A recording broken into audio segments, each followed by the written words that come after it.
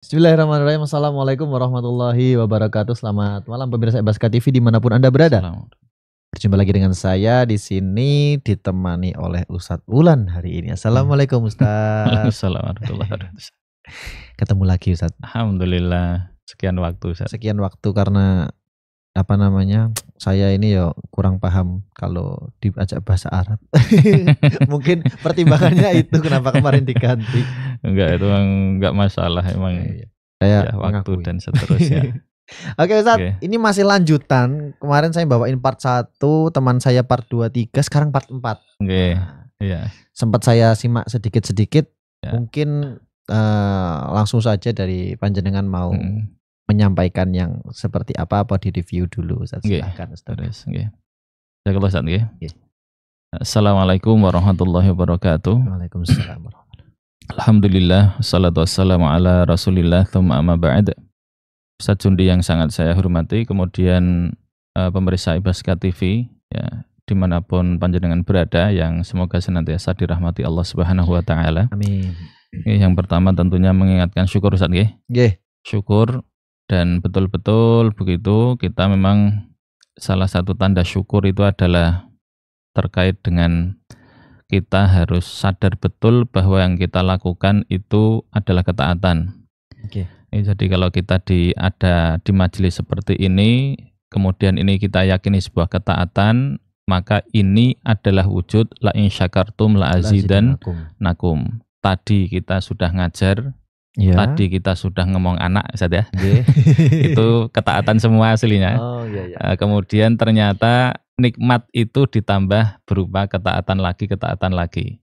Salah satunya adalah ya kita duduk bermuajah begini, ini harapannya adalah wujud dari tambahan nikmat dari Allah Subhanahu wa taala, dan kita sadari betul itu adalah ketaatan begitu.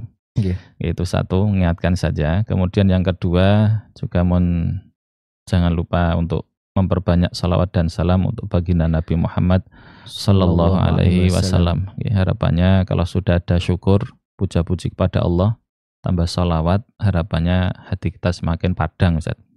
Ya, semakin terang, kemudian itu menjadi wasilah bagi kita untuk menerima ilmu dari Allah Subhanahu wa taala. Baik. Baik Ustaz Jundi dan pemirsa Baska TV yang semoga dirahmati Allah Subhanahu wa taala. Amin. Ini alhamdulillah kita masuk di part keempat. Ya. Kembali bersama dengan Ustaz Jundi. Alhamdulillah. Nah, ini mohon maaf, ini sebelum masuk ke materi lanjutan ya, kita insyaallah mereview dulu Ustaz ya. Ya, review sedikit Ustaz. Review sedikit biar nanti jenengan kan sudah agak putus 2 kali. Memang sudah nyimak iya, tetapi mestinya ada hal-hal yang memang perlu direview. Terlewatkan. Ya, bisa jadi terlewat, atau mungkin pemirsa Baska TV yang memang ada juga yang terlewat sedikit begitu, ada yang terlewat. Baik, jadi ini kita akan mulai mereviewnya itu dari nasihat ke-9. Nasihat ke-9 yaitu terkait dengan bahwa yang namanya cita-cita itu harus dibawa tinggi. Cita-cita. Ya, jadi roh itu harus dibawa tinggi dengan cita-cita yang mulia, yang tinggi begitu. Jadi di situ dikatakan ij'al al-himmata firruhi. Jadi yang namanya cita-cita, himmah, ada yang mengatakan cita-cita Ustaz, itu memang harus dimasukkan ke dalam hati. Dalam ruh, ke jiwa. Nah, begitu. Kemudian yang namanya kekalahan itu harus kita sematkan kepada nafsu kita. Jadi maksudnya adalah roh tadi itu bisa kita gunakan untuk mengalahkan atau mengkondisikan nafsu, ya, mengkondisikan nafsu. Nah, nafsu itu perlu ditaklukkan, perlu dikondisikan, dikuasai, kemudian dikontrol, begitu. Bukan dibunuh ya. Bukan dibunuh. Nggak bisa.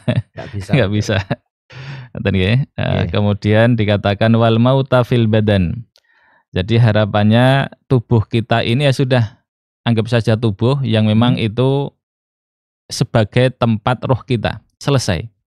Jadi yang kita betul-betul kita urusi itu ada roh kita, sehingga kita dengan roh itu di dunia dia baik, sehingga badan pun akan baik. Kemudian ketika roh ini pisah dari badannya, maka harapannya juga besok ketika menghadap Allah Subhanahu wa taala, ya, mulai dari alam barzakh itu juga dalam kondisi baik, Ustaz. Baik semuanya, Ustaz. Nah, makanya di sini kemudian ada pengibaratan, ada dua ya.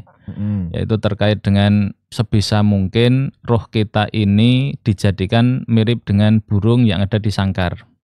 Burung yang ada di sangkar. Nah, itu pengibaratan satu yang kita harapkan, nanti kita tambah. Kemudian yang kedua, pengibaratan yang tidak kita kehendaki, yaitu jangan sampai roh kita mirip dengan hewan ternak yang ada di kandangnya. Hewan ternak yang ada di kandang. Nah, jadi dua pengibaratan itu. Jadi sama-sama roh, tetapi yang pertama bagus, yang kedua jangan kalau bisa. Nah, jadi kalau yang di sini disampaikan apa? Jadikanlah begitu, atau kalaulah begitu, roh kamu itu mirip dengan burung yang ada di sangkar, roh itu burungnya, badan itu sangkarnya begitu. Maka apa? Ketika ada panggilan irji'i ila rabbik, ya, irji'i ila rabbika, ya, radiyatan mardiyah itu ya, intinya itu ya, itu dalam surat Al-Fajr itu. Maka ketika roh itu mendengar panggilan-panggilan mesra dari Allah Subhanahu wa taala, maka dia akan semangat sekali untuk pergi jauh, terbang tinggi. Meninggalkan sangkar. Meninggalkan sangkarnya. Jadi semangat. Meninggalkan dunia itu enggak sayang. Meninggalkan badan itu enggak sayang. Pisah dengan badan enggak masalah.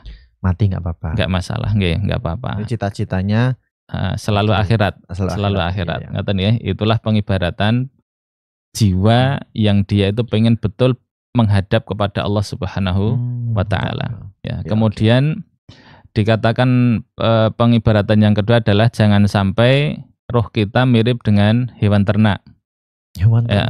Kalau tadi burung itu pengennya bebas. Dia pengennya bebas, pintu dibuka dia pengen pergi. Iya, betul. Tetapi kalau hewan ternak hanya dibuka, bisa jadi dia malah pengen masuk. Bisa jadi waktunya pulang. Terlalu menikmati dunia. Alah begitu leres. Ya, itu jadi terlalu menikmati duniawi, ingrimas, kemudian tenggelam dalam kenikmatan duniawi. Akhirnya ya sudah, ketika dipanggil irji'i ila rabbik itu ya enggak semangat, bahkan bisa jadi takut. Alias wahan ya. Nah, jadi karihatul maut takut akan kematian, hubud dunia wa karihatul maut. Jadi terlalu cinta dunia, kemudian juga takut mati. Akhirnya sudah ketika mau pisah itu takut sekali. Pisah dari badan, pisah dari dunia itu takut sekali. Jadi itu maunya seperti itu. Maunya seperti itu. Nah, kemudian Ustaz Jundi dan pemirsa sekalian yang semoga dirahmati Allah Subhanahu wa taala. Kita ini nanti ngapunten ya, mohon maaf sekali. Kita memang mereview, kemudian ada tambahan sedikit, tetapi memang ini harus ada hal-hal yang perlu kita tekankan, Ustaz. Jadi hasilnya ya mirip mengulang, tetapi ada penekanan-penekanan yang insya Allah kita ada faedah-faedah khusus yang insya Allah kita dapat. Ngerti ya?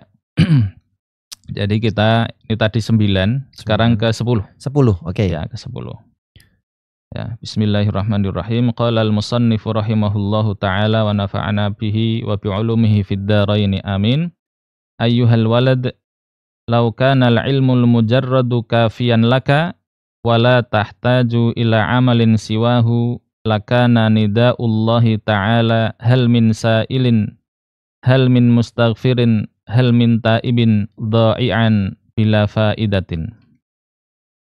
Wahai anakku tercinta, duhai ananda tercinta, jika ilmu, al-ilmul mujarrad, ilmu yang terlepas dari amalan, Ustaz, al-ilmul mujarrad itu, ilmu yang tidak diamalkan, sekedar berilmu saja, menurutmu kafian laka, cukup untuk kamu, dan kamu tidak memerlukan amal selain itu, selain ilmu, lakana nida'ullahi ta'ala, maka sungguh panggilan Allah, yaitu hal min sa'ilin, apakah ada yang memohon kepadaku, hal min mustaghfirin, apakah ada yang memohon ampun kepadaku, hal min ta'ibin, apakah ada yang ingin bertobat kepadaku, maka panggilan-panggilan Allah tadi ya seakan lenyap tanpa faedah. Oke. Tanpa faedah sama sekali. Ya, ini menandakan bahwa yang namanya ilmu memang harus dilanjutkan dengan amalan begitu, Ustaz. Makanya dikatakan lagi di sini ketika ada sekelompok sahabat ridwanullahi alaihim menyebut kebaikan dari Sayyidina Abdullah ibnu Umar di sisi Kanjeng Nabi Shallallahu Alaihi Wasallam. Akhirnya komentar dari Kanjeng Nabi pun begini, ni'mar rajulu huwa law kana yusalli bil laili. Jadi Sayyidina Abdullah bin Umar, ya. Abdullah bin Umar radhiyallahu anhuma itu kan keilmuannya luar biasa. Habrul ummah. Jadi napa? Dipuji keilmuannya di hadapan Kanjeng Nabi, tetapi kemudian Kanjeng Nabi komentar ni'mar rajulu huwa law kana yusalli bil laili. Ya. Jadi ini uslub madah, ya. Madah ini napa, Ustaz? Pujian. Nah, jadi pujian. Jadi iya begitu. Tetapi apa? Catatannya ni'mar rajulu huwa law kana yusalli bil lail. Jadi sungguh dia itu menjadi sebaik-baik orang, ya, ni'mar rajulu, apalagi kalau dia itu bangun malam untuk sholat. Nah, di sini ibrohnya atau yang ingin kita ambil adalah bahwa ilmu sebaik apapun, sebanyak apapun, kalau kemudian tidak ada bergerak untuk amal, dalam hal ini ditekankan sholat malam, amalan sunnah, ya, amalan itu, makanya apa? Maka akhirnya ya tidak bagus juga. Jadi ilmu yang banyak harus diiringi dengan amalan. Makanya di sini pujiannya adalah untuk yang mengamalkan sholat malam. Sholat malam di sini. Sholat malam. Nah, kemudian ini ditekankan lagi oleh beliau sallallahu alaihi wasallam dengan sabdanya, wa qala alaihi salatu wassalam lirajulin min ashabihi. Beliau bersabda kepada salah seorang sahabatnya, ya fulan, wahai fulan. Ini enggak usah dipedulikan siapanya. Ya, ya fulan, bukan Wulan Ustaz. Ya. Bukan Ustaz Wulan, bukan. Ya fulan, wahai fulan. Ah, ini nih. Hati-hati nih Ustaz. La tukthirin nauma bil-laili fa inna kathratan naumi bil-laili tad'u sahibahu faqiran yaumal qiyamati. Waduh. Loh, jangan langsung paham toh? Iya, jangan bahasa terlalu. Arabnya sudah ya. Saya baca artinya ini. Oh gitu. Ya. La tukthirin nauma bil-laili. Jangan engkau memperbanyak tidur di malam hari. Begadang Ustaz. Enggak boleh. Ya, boleh begadang. Tetapi ya ini tadi nih catatannya. Fa inna kathratan naumi bil-laili tad'u sahibahu faqiran yaumal qiyamati. Kenapa jangan sampai terlalu banyak tidur di malam hari? Karena kebanyakan tidur di malam hari menjadikan orang tersebut fakir di hadapan Allah pada hari kiamat. Aduh. Nah, ini tentunya harus kita benarkan, kita sepakati dulu. Ini kan begadang ya. Begadang Ustaz. Begadang. Begadang. Ayo gimana? Nggak boleh banyak tidur. Kalau nggak boleh banyak tidur kan berarti begadang. Betul. Memang. Berarti kita harus begadang. Lebih baik. Makanya kita perlu sepakati dulu begadang seperti apa. Nah ini kalau begadangnya pusreng ya nggak boleh Ustaz. Gitu. Begadangnya harus positif. Iya, begadangnya harus positif. Makanya di sini harus digabungkan dengan apa? Sholat malam, sholat malam. Ya, kemudian bagaimana cara kita tidur, ketika tidur kita harus bagaimana seharusnya, begitu itu harus kita sampaikan. Ya, maka apalagi di sini tuh juga ada itu tulisan punya keinginan biasakan dengan tahajud. Betul ini. Tetapi bangun malam. Ya, tetapi itu seakan mendikte Allah, nggak bagus juga. Gitu, seakan kalau udah punya keinginan kalau tahajud terus dapat dikabulkan. Nggak boleh ya. Ya itu nggak bisa dikte. Iya. Itu tetap Allah berkehendak sesuai dengan kehendak. Ya itu betul. Kita lepas. Itu urusan Allah. Ya. Nah, kemudian ya ini kita sampaikan di sini. Ya. Jadi begadang yang dikehendaki di sini tentunya adalah begadang yang tadi jenengan sampaikan yang positif. Yang positif. Lah maksudnya yang positif itu bagaimana? Maksudnya yang positif adalah ya imma ilmu, imma dzikir. Intinya adalah di situ ada unsur-unsur ibadah yang kita lakukan untuk bertaqarrub, mendekatkan diri kepada Allah Subhanahu wa taala. Ya. entah itu ilmu, entah itu ibadah yang lain ya entah ya lah begitulah. Kemudian ada umpamanya terkait ini ngapunten saya singgung sedikit tentang posisi tidur tulisan posisi tidur. Kita kan memang dianjurkan oleh Kanjeng Nabi itu kan tidur begini ya, alal katif al aiman. Jadi pokoknya sebelah kanan begitu. Miring kanan. Miring kanan begini. Kalau dari segi kesehatan memang itu setelah diteliti memang sehatnya seperti itu karena memang jantung itu tidak tertindih kita leres itu. Nah, itu satu, dari segi kesehatan memang bagusnya begitu. Nah, kemudian dari segi istilahnya ulama agama lah ya. Setelah ditelaah begitu, maka justru begitu tidur dengan posisi seperti itu justru adalah posisi yang paling tidak nyaman. Paling tidak nyaman. Ya ini ya catatannya itu dulu ya. Kemudian kita dilarang alias makruh nih ya. Tidur di atas perut kita. Kenapa nih? Tengkurap. Ya, tengkurap itu dilarang. Kenapa? Karena itu tidurnya setan. Ya, tidurnya setan tengkurap. Dan itulah tidur paling nikmat. Tidur yang paling nikmat itu tengkurap. Dan bisa tidur selama mungkin lah begitu. Kemudian kalau sisi kiri itu ada kenyamanan sedikit. Ada kenyamanan. Tetapi yang lebih kurang nyaman itu lebih tidak nyaman itu adalah ketika kanan. Maka memang kalau ternyata kok nyaman ya terserah, tetapi intinya ulama mengatakan itu posisi yang kurang nyaman untuk tidur. Kenapa kok itu yang disuruhkan? Karena akhirnya kalau kita tidur dengan posisi yang seperti itu nanti kita akan punya potensi untuk bolak-balik kurang nyaman, akhirnya terbangun. Di titik itulah kemudian kita subhanallah, balik lagi alhamdulillah. Nanti tidur sebentar, tidur lagi, nanti ternyata balik lagi karena kurang nyaman, bangun lagi, akhirnya ada dzikir lagi, ya dzikir lagi. Maka disitulah kemudian harapannya orang atau seorang hamba itu ketika tidur pun dia terlatih untuk senantiasa dzikir, ingat Allah Subhanahu wa ta'ala. Sampai seperti itu.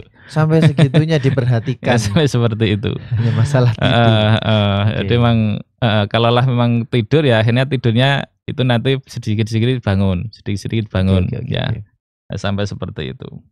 Maka orang yang seperti itu ya, kalau yang terlatih seperti itu kemudian terbiasa mengucap lafal-lafal thayyibah ya, kalimah-kalimah thayyibah, harapannya ketika tidur itu hatinya tetap hidup. Ya, tetap hidup dengan dzikir Allah tadi. Subhanallah, subhanallah sampai tertidur. Terus lisannya memang iya selesai ya. Tetapi hatinya harapannya terus Allah terus begitu.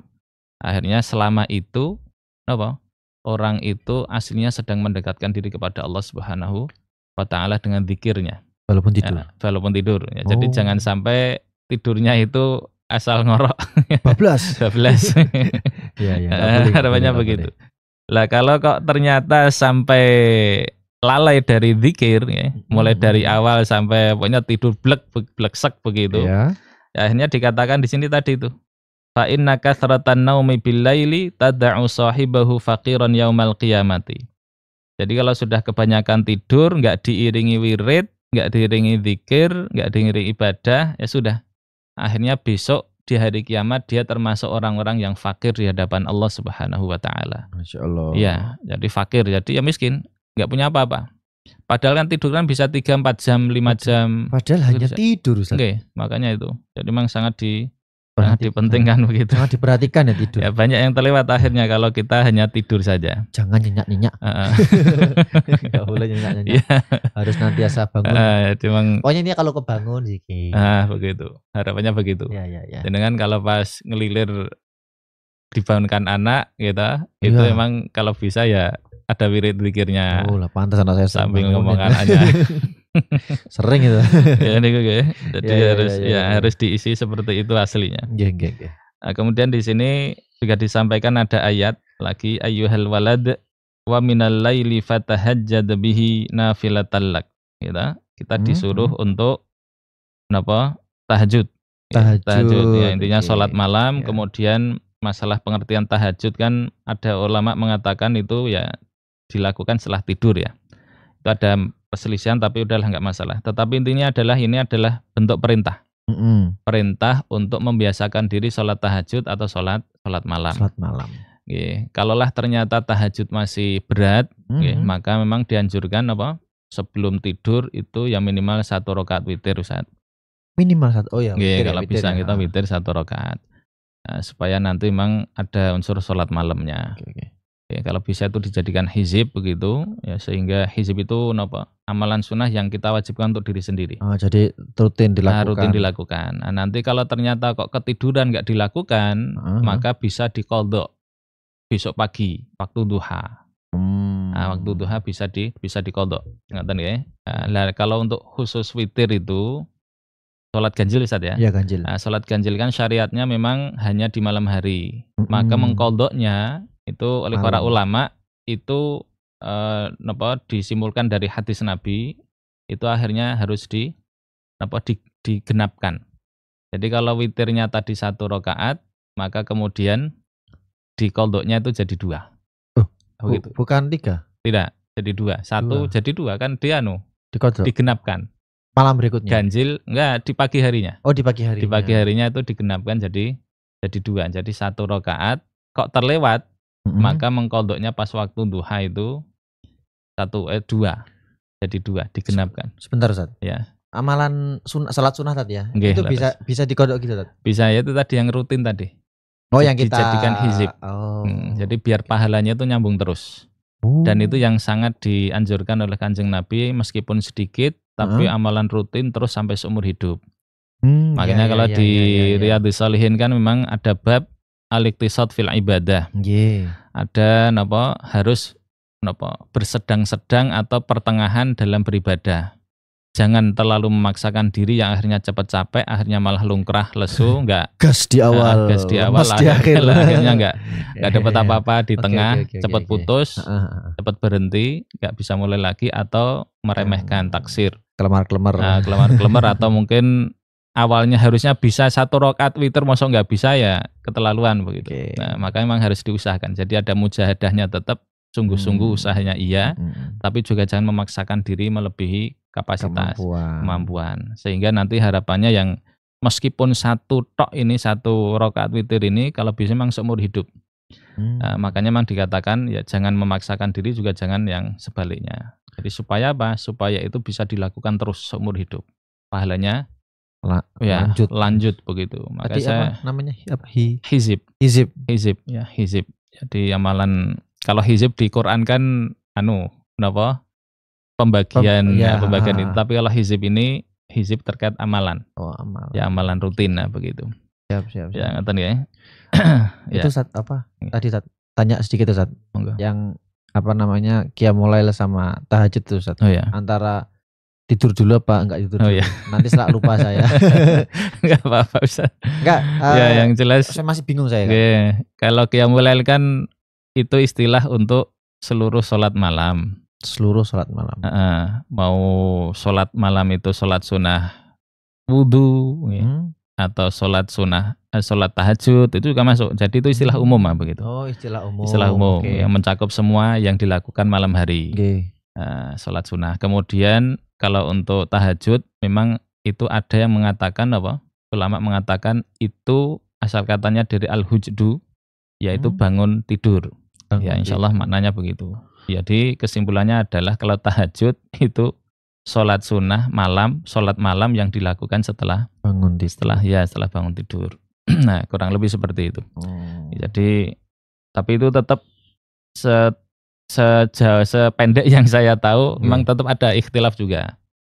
Istilah tahajud itu bisa ya itu tadi, bisa sebelum tidur, bisa setelah tidur. Intinya istilah itu tidak perlu perselisihkan yang penting malam hari. Yang penting kita berusaha betul sholat malam ini minimal itu tadi 1 rakaat sholat witir Witir itu udah bagus lah. Lanjut Ustaz.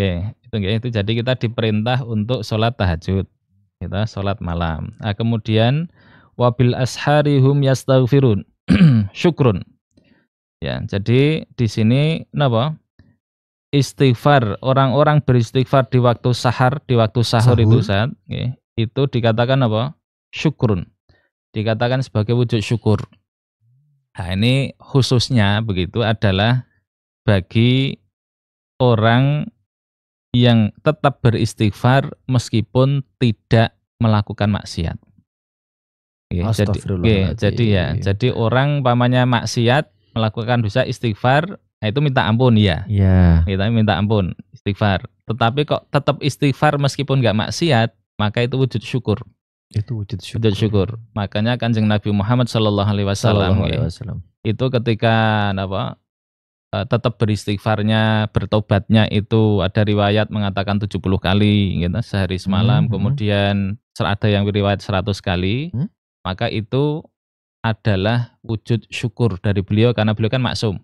Ya. Kita maksum, nggak ada dosa. Tapi kalau masih istighfar, maka para ulama menyimpulkan beliau itu syukur. Bersyukur. Ya, dan ada hadisnya. Dan hadisnya yang mengatakan memang itu untuk afala uhibbu an akuna abdan syakura. Mirip dengan yang beliau itu sholat sampai bengkak kakinya itu. Iya. Oke. Ya, jadi sudah diampuni dosanya kok masih wirid, ibadah sebegitunya begitu. Nah, itu wujud syukur. Nah, kemudian ini awal mustaghfiri nabil ashar zikrun. Nah, ini dia. Jadi kalau yang tadi itu istighfar sebagai wujud syukur kita. Kalau yang ini betul-betul minta ampun sebagai bentuk zikir. Wal mustaghfiri nabil ashar. Iya. Dan ini memiliki makom yang luar biasa di sisi Allah Subhanahu wa taala. Nah, waktu sahur itu kapan? Waktu sahur itu kalau umpamanya kalau singkatnya ini adalah 1/6 terakhir malam. 1/6. Nah, jadi kalau malam itu dari ini kira-kira saja umpamanya malam itu mulai maghrib tadi perpindahannya itu mulai maghrib sampai umpamanya kalau sekarang subuh 4.20 kalau nggak 4.20 gitu. Maka kalau kurang lebih itu jadi umpamanya 9 jam ya sudah dibagi 6. Bagi 6. Kalau kita hitung 4 lebih 30 saja, maka kemudian waktu sahur itu mulai dari jam 3. Waktu sahur mulai dari jam 3. 1,5 jam. Oh iya. 1,5 jam. Nah, itu waktu-waktu yang memang kalau kita beristighfar itu waktu yang luar biasa, yang sangat dianjurkan begitu. Zona waktu kita Ustaz. Ya, zona waktu. Nanti pindah ke utara beda itu. Lebih lama malamnya. Ya, ala kulli hal seperti itu ya. Intinya ya waktu sebelum fajar shadiq. 1/6. Nah, 1/6 ya. Ya, 9 jam dibagi 6 lah kurang lebih seperti itu, 1,5 jam. Kemudian ya ini kita yang praktis-praktis saja Ustaz. Ya, kemudian Kanjeng Nabi sallallahu alaihi wasallam juga bersabda lagi, salah satu aswatin yuhibbuhallahu ta'ala sautud diki wa sautul ladzi yaqra'ul qur'ana wa sautul mustaghfirina bil ashar. Ini penekanan untuk yang tadi. Jadi ada 3 suara yang Allah itu menyukainya. Yang pertama adalah sautud dik, yaitu suaranya ayam berkokok, ayam jantan berkokok. Ya, kenapa kok demikian? Karena memang ayam itu berkokok tiada lain karena sedang melihat malaikat. Malaikat itu kalau turun itu pasti bawa rahmat. Intinya bentuk rahmat dari Allah Subhanahu wa taala, ya. Kemudian wa sautul ladzi yaqra'ul Qur'an ini jelas, ya. Nah, jadi suara yang Allah cintai itu adalah suara orang yang membaca Al-Qur'an. Makanya saya pas umpamanya pagi ba'da subuh umpamanya jalan-jalan di kampung atau mungkin maghrib begitu lewat di sela-sela rumah kampung kemudian ada yang baca Quran itu sejuk sekali ya. Nah, jadi ada ibu-ibu baca Quran, suaranya lirih tapi intinya kedengaran dan alhamdulillah. Jadi tradisi seperti itu di kampung-kampung masih luar biasa. Tradisi deres. Ya, deres gitu. Enggak tahu masalah ngapunten, masalah bacaan nanti dulu lah, kualitas bacaan. Tetapi ketika ada kesadaran dari ibu-ibu, bapak-bapak, mungkin ngaji sendiri atau ngajari anak-anaknya, sudah luar biasa sekali. Luar biasa. Dan itu tradisi dari nenek moyang kita dulu seperti itu. Nah, dan itulah salah satu suara yang memang Allah sangat cintai. Kemudian yang selanjutnya ini yang tadi wasautul mustaghfirina bil ashar, yaitu kenapa? Suara orang-orang yang beristighfar di waktu sahur. Maka kemudian pas hisab besok Ustaz, ya pas di padang mahsyar itu disampaikan ini anunya secara makna mawon nggih. Jadi ada hamba-hamba itu yang bisa jadi kaget. Bisa jadi kaget. Kenapa kaget? Karena dia itu ingat pernah melakukan dosa ini. Ittaqabtu dzamba kadza. Saya sudah ini. Tetapi kemudian kok enggak ada. Kok hilang? Kok ketutup begitu. Maka kemudian ditanyakan kepada Allah. Itu tadi. Karena memang dulu kamu di dunia, kamu memperbanyak istighfar. Nah, pas waktu sahur. Nah, jadi dosa-dosa yang kamu lakukan ketika dulu dan yang masih kamu ingat, itu ternyata sudah dihapus, nggak diperlihatkan lagi. Pemutihan. Pemutihan. Itu kan indah sekali. Itu kan bentuk rahmat dari Allah Subhanahu wa Ta'ala. Maka ini gampang Ustaz. Insya Allah. Kita belum tentu gampang Ustaz ya. Semoga bisa istiqomah. Enggak, karena untuk bisa istighfar saja ngapunten nggih, kalau orang nggak diberi taufik Allah itu meskipun bangun pagi untuk ngucap istighfar itu juga belum tentu gitu. Iya. Nggih toh? Jadi atau mungkin ngucap doa setelah tidur lah. Bisa jadi belum. Makanya memang itu dibutuhkan ihdinas siratal mustaqim, butuh pertolongan dan hidayah dari Allah. Untuk hanya istighfar saja itu harus begitu. Kadang kita itu tahu-tahu bisa jadi bukan kita, mungkin bukan kita. Bisa jadi pas habis bangun ya lupa doa, kemudian ternyata ya istighfar terlewat, tahu-tahu adzan, begitu tuh Ustaz. Jadi akhirnya banyak penyesalan. Lah harapannya kita mendapatkan taufik dari Allah, setelah bangun ya doa, gitu. Bangun ya dengan tenang, setelah itu ya ada istighfarnya, gitu. Nah, itu harapannya seperti itu. Sehingga ya keberkahan itu nambah terus ya. Keberkahan itu nambah terus. Nah, di sini disampaikan bahwa memang yang namanya syarahnya ya, bahwa yang namanya istighfar itu memang betul-betul memiliki makom yang luar biasa di sisi Allah Subhanahu wa Ta'ala. Ya, yang sebagaimana yang disampaikan di surat Nuh nika nggih, faqul tastaghfiru rabbakum innahu kana ghaffara yursilis samaa 'alaikum midrara wa yumdidukum bi amwali wa banina wa yaj'al lakum jannati wa yaj'al lakum anhara ma lakum la tarjuna lillahi waqara dan seterusnya itu itu menandakan bahwa orang yang beristighfar dunia akhiratnya itu dapat. Nah, begitu. Nah, makanya kalau ada yang mohon maaf jodohnya belum ketemu, banyak istighfar. Banyak istighfar. Belum punya momongan, istighfar, begitu, dan seterusnya. Nah, sampai seperti itu, Ustaz. Itu memang selain sholawat juga, sholawat juga. Suatu yang mudah tapi kadang terlewatkan, Ustaz. Iya, dan itu ya tadi jenengan sudah ngendikan tadi ringan ya, ringan. Betul. Tapi kalau nanti tidak dapat taufik dari Allah, emang belum. Makanya kalau bisa memang ada target ya, mungkin satu keluarga itu ada target mungkin pertama 50 dulu ba'da subuh atau apalah ba'da subuh dulu istighfar atau sholawat atau wirid yang lain. Iya. Itu insyaallah nyaman di hati. Ya, tetapi kenyamanan itu ya didapat kalau sudah praktek. Kalau enggak praktek ya belum.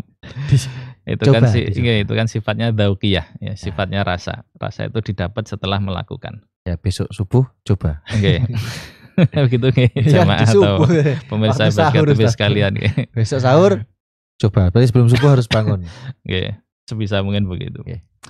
Baik, kemudian qala Sufyan Ats-Tsauri rahimahullahu taala. Jadi Sufyan Ats-Tsauri rahimahullahu taala itu berkata, "Innallaha tabaraka wa ta'ala khalaqa rihan bil ashari tahmilul adzkara wal istighfara ilal malikil jabbar."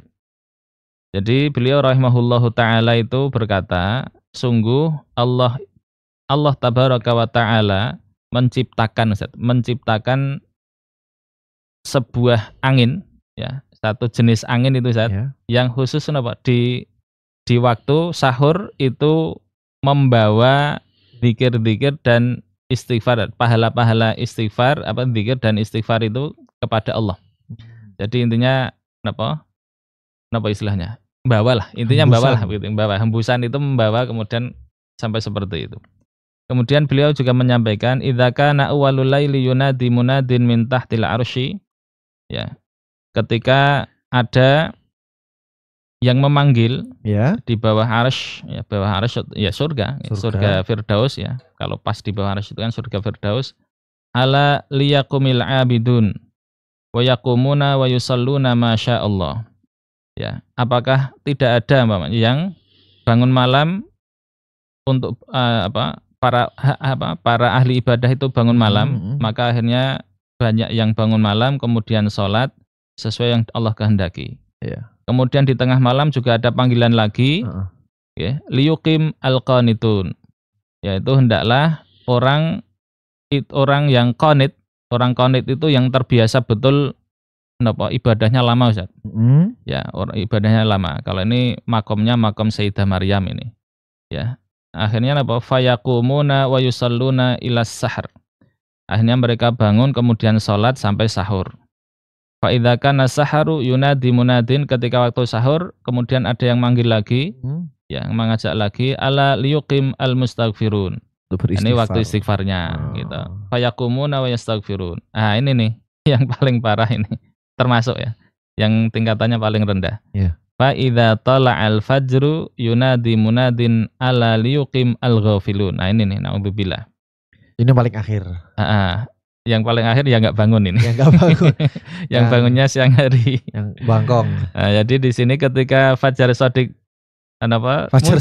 fajar shadiq muncul ya, terbit begitu, ya. Yunadi munadin, ada yang manggil lagi. Apakah yang orang-orang lalai itu tidak bangun? Nah, begitu. Jadi orang yang bangun pas waktu adzan subuh itu dikatakan di sini sebagai orang lalai, Ustaz. Waktu azan. Iya, lalai karena lalai karena terlewat tadi itu. Bangun malamnya lalai, sholat berlama-lama malam lalai, istighfar juga enggak. Itu kan banyak hal yang terlewat. Ya, akhirnya dikatakan ghafilun, dikatakan orang-orang yang lalai. Begitu. Nah, kemudian fayaqumuna min furushihim kal mauta nusyiru min kuburihim. Jadi mereka itu bangun dari tempat tidurnya, dari kasur-kasurnya, diibaratkan seperti mayat. Seperti mayat yang mereka dibangkitkan dari kuburnya. Jadi ini pengibaratan aslinya untuk mencela ya. Yeah. Mencela. Jadi orang-orang yang tidak sholat malam, tidak beristighfar di waktu sahur, itu diibaratkan sebagai orang yang mati. Orang yang mati. Ya itu celah ya. Ya celah. Maka memang harapannya kita ini semangat untuk bangun malam gitu. Apalagi ini kan sekarang Sya'ban saat ya. Sya'ban kan ya dianjurkan betul untuk banyak puasa. Dan itu sih otomatis semestinya ya otomatis bangun sahur begitu. Kalau bisa sebelum sahur ya ada amalan-amalannya. Ya mungkin minimal istighfar. Minimal istighfar. Ya, atau mungkin sholat witir lah ya kalau memang mepet-mepet begitu. Dan ya, lah kemudian di sini ditekankan lagi di nasihat setelahnya ayyuhal walad ruya fi wasaya Luqman al-Hakim libnihi. Jadi diriwayatkan terkait dengan wasiat atau nasihat dari Luqman al-Hakim ya untuk anaknya. Ya. Jadi Luqman al-Hakim ini kan para ulama berselisih apakah beliau ini wali min auliyaillah atau nabi min ambiyaillah. Jadi ada yang mengatakan beliau itu wali, ya. Kemudian ada yang mengatakan beliau itu nabi, ya nabi. Jadi itu enggak perlu diperselisihkan. Tapi intinya adalah beliau ini ahli hikmah. Ahli hikmah itu orang yang bisa menempatkan sesuatu pada tempatnya dengan sangat tepat, Ustaz. Intinya orang bijak aslinya kalau dalam bahasa kita orang bijak. Jadi di waktu yang tertentu melakukan sesuatu ya dengan tepat. Ya, di kondisi tertentu ya tepat. Nah, itu namanya orang bijak. Okay. Dari segi kata-kata juga sesuai tempatnya, sesuai waktunya. Itu orang bijak. Dan itu memang hikmah ini adalah anugerah yang memang salah satu yang dianugerahkan kepada para nabi memang. Para nabi dan wali-wali Allah Subhanahu wa ta'ala. Jadi memang, dan ini enggak mungkin keluar dari syariat. Pasti sesuai dengan tuntunan syariat. Akal, syariat, wahyu, hati itu masuk ke situ. Itu hikmah. Apa nasihat beliau rahimahullahu ta'ala? Ya bunayya Ya. La yakunan nadiku akyasa minka. Janganlah sekali-kali napa niki ayam jagung ya. Ayam jantan itu menjadi lebih pintar, lebih cerdas daripada kamu. Lebih bijak. Lebih ya. Lebih bijak. Oh gitu ya. Ya, itu Malaysia itu. Malaysia. Oh ya. Ya intinya ya lebih bijak juga boleh ya. Dan yang jelas di sini maknanya adalah akyas. Kalau dulu pas saya podcast ingin saya sama jenengan itu Al-Kayyis atau sama Ustaz Sultan ya. Al-Kayyis kan memang orang cerdas yang memang akalnya mengalahkan nafsunya. Ya, akalnya mengalahkan nafsunya. Nah, di sini juga hasilnya mirip. Jadi jangan sampai kemudian kamu memang cerdas tapi kok kemudian jangan sampai kalah dari napa niki? Dari ayam jago begitu. Kenapa demikian? Yunadi bil ashari wa anta naimun. Jadi yang namanya ayam jago itu dia sudah memanggil-manggil, sudah berkokok dan ia berkokok dan itu zikirnya di waktu sahur malah antum kamu sedang tidur. Itu menandakan hewan tadi itu lebih pintar dari kamu. Ya. Lebih sadar daripada kamu. Walaqad ahsana man qala syi'ran, dan sungguh bagus ya. Yang dikatakan seseorang dalam sebuah syair, laqad hatafat fi junhi lailin hamamatun ala fananin wahnan wa inni lanaimu kadzabtu wa baitillahi law kuntu ashiqan lama sabaqatni bil bukail hamaimu wa az'umu anni haimun dzu sababatin li rabbi fala abki wa tabkil bahaimu. Ya, ini langsung saja. Ya. Oke, jadi syair. Ya, syair ini yang disyarah itu mengatakan nih syair yang ada di Majnun Laila. Laila Majnun. Syairnya ada ini, ada di situ kisah Laila Majnun itu. Ya, terkait dengan apa? Orang yang asyik, Ustaz. Orang yang tenggelam dalam cinta. Ya, kita lihat ya. Ya. Jadi di sini dikatakan ada hamamah niku hewan merpati ya. Ada merpati yang bertengger itu manggil-manggil. Ya. Ala fananin wahnan wa inni lanaimu. Jadi bertengger di sebuah dahan pohon, kemudian dan sedangkan saya itu sedang tidur. Tertidur. Jadi ya kasusnya mirip dengan tadi adik tadi. Ayam jantan tadi. Jadi dia sudah manggil-manggil, banyak istighfar, banyak tasbih kepada Allah. Ternyata saya masih tidur. Ya, maka kemudian kadzabtu wa baitillahi law kuntu asyiqan. Maka kalau aku mengatakan aku ini cinta betul kepada Allah, ya, maka aku jelas bohong. Karena saya masih tidur. Kalah dengan tadi. Maka apa? Aku bohong dan enggak mungkin aku akan lama sabaqat ini bil bukail hamaimu. Enggak mungkin merpati itu mendahului saya untuk nangis. Untuk nangis menyesali dosa dan seterusnya. Jadi saya harusnya lebih dulu.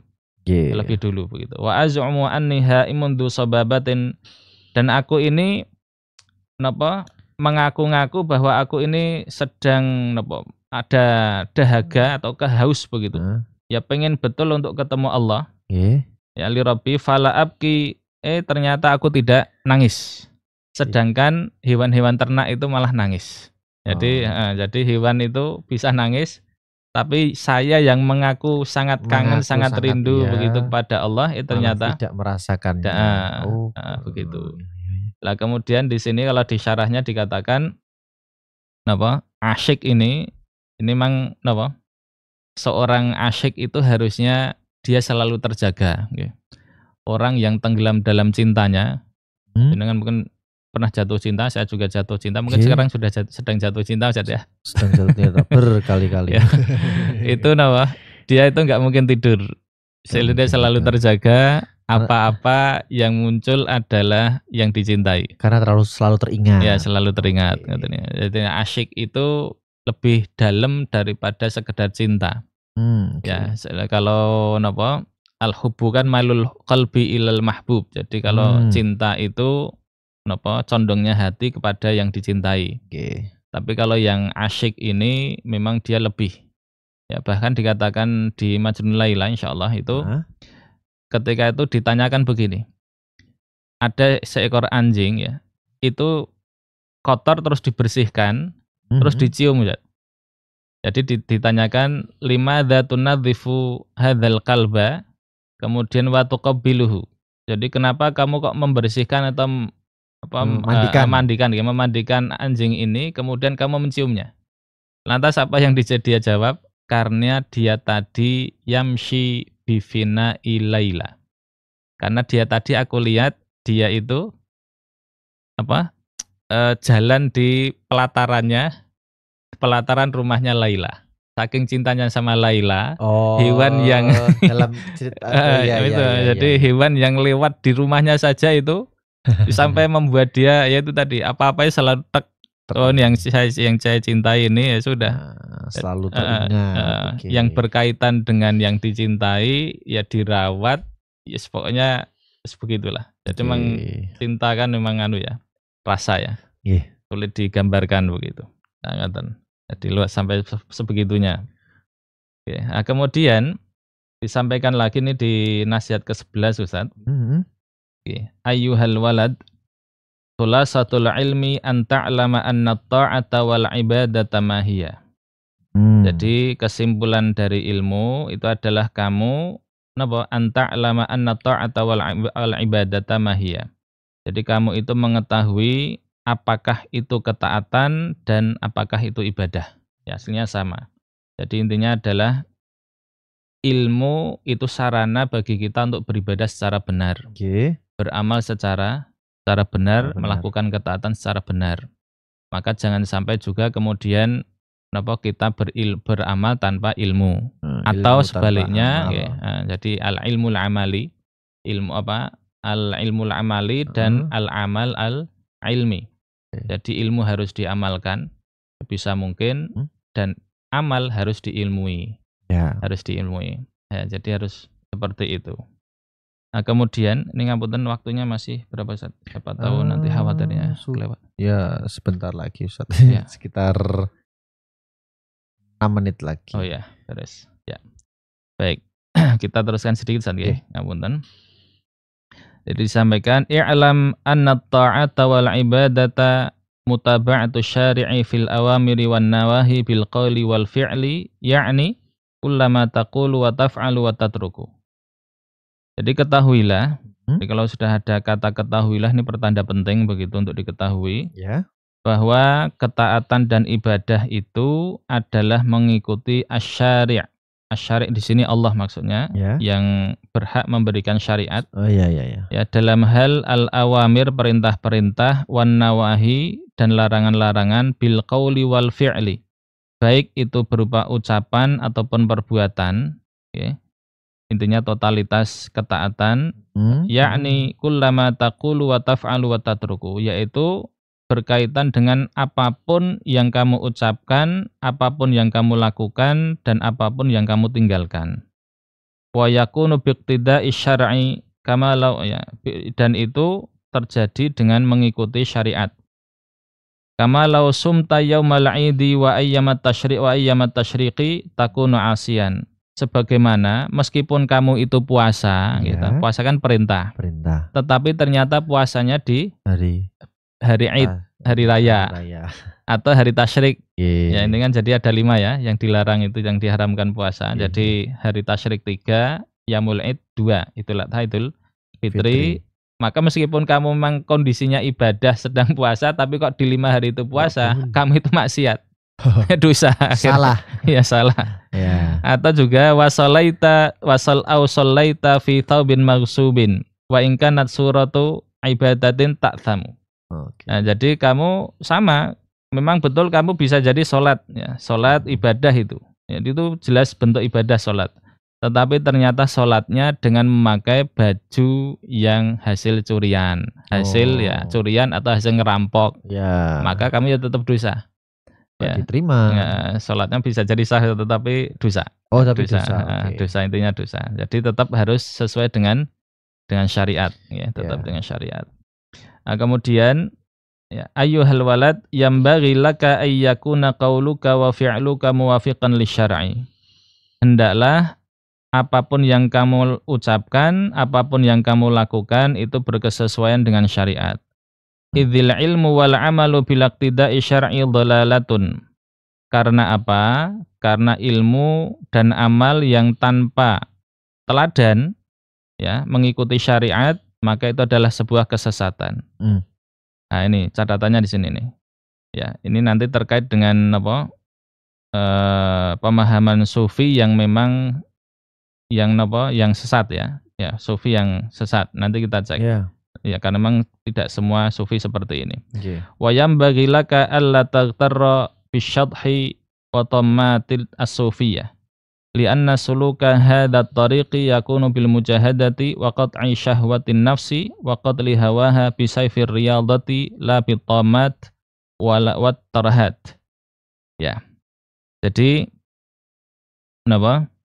Dan jangan sampai kamu itu tertipu dengan ucapan-ucapan aneh, amalan-amalan aneh dari kaum sufi yang memang melampaui batas. Jadi ada kelompok-kelompok atau oknum ya, kalau boleh bilang ya oknum saja yang merasa yakin bahwa yang dilakukan dia itu sudah terbebas dari syariat, Ustaz. Jadi dia nggak perlu puasa, nggak perlu sholat, yang penting hatinya mantap kepada Allah, itu sudah nggak perlu sholat. Bisa jadi ada yang begitu.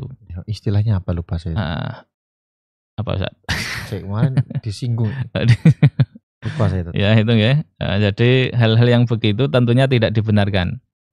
Karena bagaimanapun yang namanya tazkiyatun nafas itu harus selalu dikaitkan dengan syariat. Syariat tetap harus dilakukan.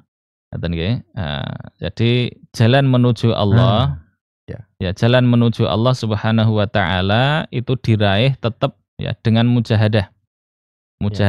Ya, bersungguh-sungguh di dalam beribadah. Nah, kemudian waqat syahwatin nafsi. Di situ juga harus ada apa? Syahwat ya, nafsu syahwat itu juga harus dikendalikan. Qatli hawaha. Ini agak mengerikan bahasanya. Dibunuh, Zat. Maksudnya dibunuh ini ya dikontrol tadi ya.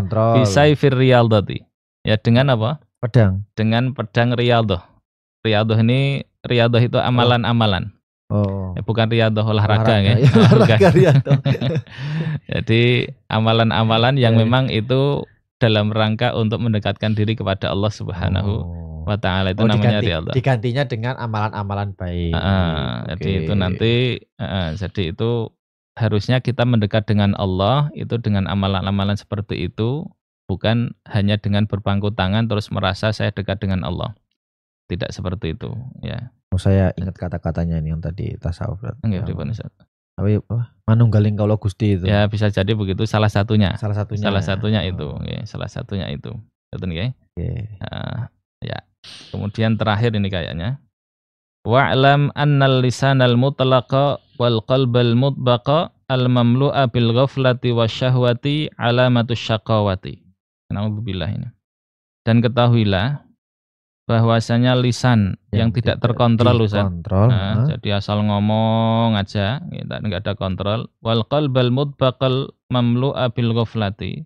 Hati yang tertutup, hati yang terkunci dan dipenuhi dengan kelalaian. Kemudian juga syahwat.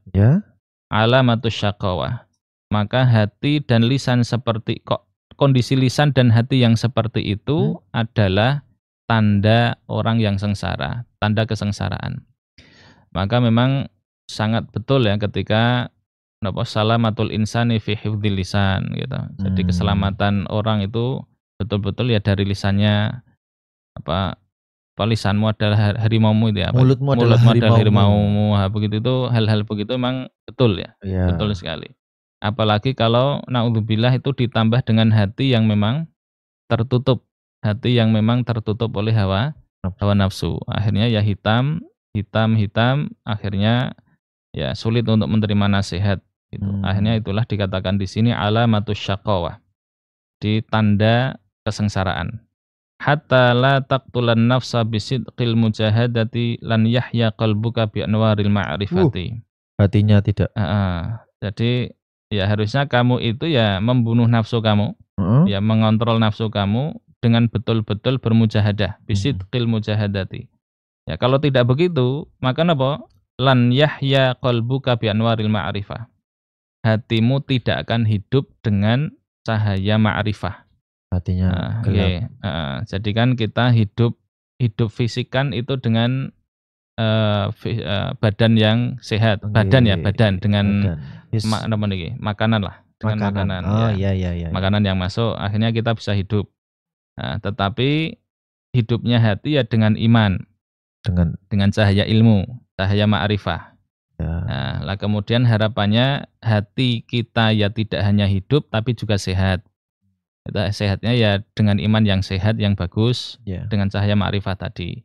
Kemudian badan kita pun juga pengennya ya tidak cukup hidup, tetapi juga sehat. Sehat juga. Jadi saya secara lahir dan batin hidup dan juga sehat.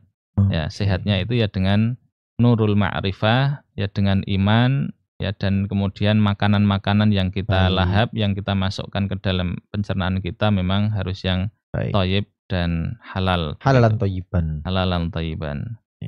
Gitu Ustaz, kurang lebih.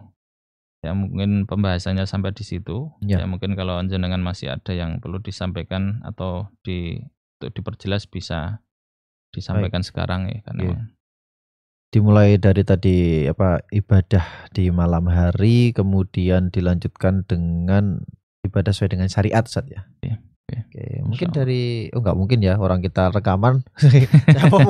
Maaf pemirsa Baska TV hari ini rekaman. Salah ngomong saya. Salah. Ustaz, ini agak menarik Ustaz. Saya mau menyinggung terkait yang tadi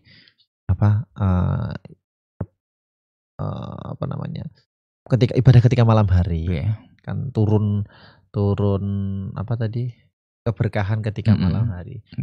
Ayam berkokok itu kalau dulu saya nengeri Ustaz, itu nandai. Ayam berkokok itu pasti ketika jam 12 lewat Ustaz. Iya, leres. Ustaz ya? Iya. Dulu ketika saya di rumah gitu di desa, pasti ketika jam 12 lewat itu pasti udah ada ayam berkokok. Iya. Berarti mulai dari situ Ustaz ya? Iya.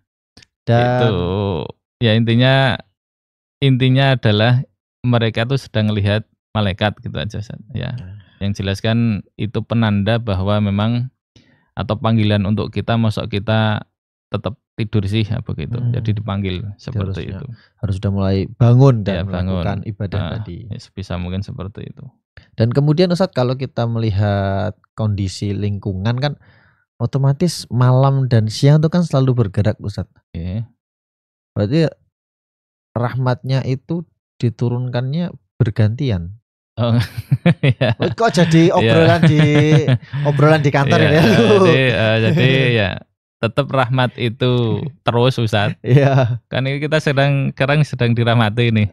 Sama saja. Tetapi rahmat itu akan lebih ketika ada waktu-waktu yang mustajab, waktu-waktu yang memang dianjurkan untuk melakukan ibadah, itu rahmat itu semakin tebal lah ibaratnya, semakin kuat gitu. Nah, masalah rahmat itu nanti berupa kesadaran ibadah, berupa pahala, berupa mungkin bisa jadi ngapunten kalau sudah punya anak, kemudian nanti dididik, akhirnya rahmat itu berupa anak soleh, solihah, itu kan tetap rahmat juga. Tapi memang di waktu-waktu tertentu itu memang rahmat Allah itu betul-betul dicurahkan ada, dan itu terkhusus adalah di waktu malam hari. Nah, itu sampai terlewat ini kalau malam. Iya. Makanya terakhir nih Ustaz ya. Sekedar ini saja, sekedar ajakan begitu. Jadi ada seorang kiai itu mengatakan kepada muridnya yang difirasati jadi kiai yang gede begitu, yang besar. Itu mengatakan bahwa ya kamu umpamanya sekarang puasa, ya entah berapa tahun sekarang kamu sudah puasa, ya kalau kamu sekarang niatnya puasa itu mungkin hanya 4 tahun umpamanya, maka kamu itu besok punya murid, kamu itu besok punya santri, maka hendaklah kamu itu supaya murid-murid kamu ilmunya itu berkah, teruskan puasa kamu. Maksudnya apa? Maksudnya adalah guru supaya ilmunya manfaat, dia harus mujahadah untuk dirinya sendiri. Nanti kalau dalam hal ini dengan puasa dianya tadi. Kemudian supaya keberkahan itu nambah luber lagi ke murid-murid, ilmunya juga berkah muridnya, mungkin juga mudah diatur dan seterusnya. maka guru juga harus bermujahadah untuk para muridnya. Guru juga harus. Mungkin dengan doa, dengan sedekah, ya kalau dalam hal ini ya dengan puasa. Harapannya begitu. Para orang tua pun begitu. Jadi jangan sampai pengen betul punya anak soleh, pengen betul santri-santrinya baik, tapi ternyata tidak ada mujahadah yang kita jadikan sarana untuk keberkahan hidup mereka. Jadi jangan sampai seperti itu. Jadi harusnya minimal ya doa lah begitu. Ya. Minimal doa. Kita doakan santri-santri supaya mereka baik, ya, taat aturan, kemudian berkah ilmunya, terjauh dari maksiat, begitu itu. Jadi didoakan seperti itu. Lebih baik lagi kalau ditambah itu tadi dengan wasilah yang lain, ya. Dan itu insya Allah mestinya akan baik, lebih berkah. Ya, lebih berkah. Kalau begitu Ustaz. Siap Ustaz, untuk pembahasan kali ini cukup menarik. Mulai dari kebiasaan yang ternyata sepele yang sering kita lewatin, bangun malam, kadang bangun pun juga minum doang paling tidur lagi. saya mulai besok subuh kita niatkan untuk sholat dan beristighfar. Sekalian sahur saja. Sekalian sahur. Ya. Perbanyak puasa di bulan Sya'ban. Ya. Alhamdulillah sudah di penghujung acara pemirsa Ibaska TV. Hari ini pembahasannya ini ritme harian kita lakukan tiap hari dan harus terus didalami. Kayak tadi bangun lebih awal. Jangan bangun pas azan. Nanti jadi lalai. Gak boleh gitu. Termasuk orang lalai. Ya. Oke, itu dulu untuk hari ini. Nanti masih ada part-part berikutnya Ustaz ya. Insyaallah ya. Masih akan berlanjut terus menerus, nanti nasihat-nasihatnya akan mengingatkan kita selalu untuk kembali beristighfar. Astagfirullahaladzim. Syukran jazakallah Ustadz Ulan untuk hari ini. Terima kasih ilmunya. Mohon maaf kalau saya kurang paham kalau dijelasin. Ini jelasin Ustadz jelasin muridnya lagi nih. Syukran jazakallah, saya cukupkan sekian. Assalamualaikum warahmatullahi wabarakatuh. Waalaikumsalam warahmatullahi wabarakatuh.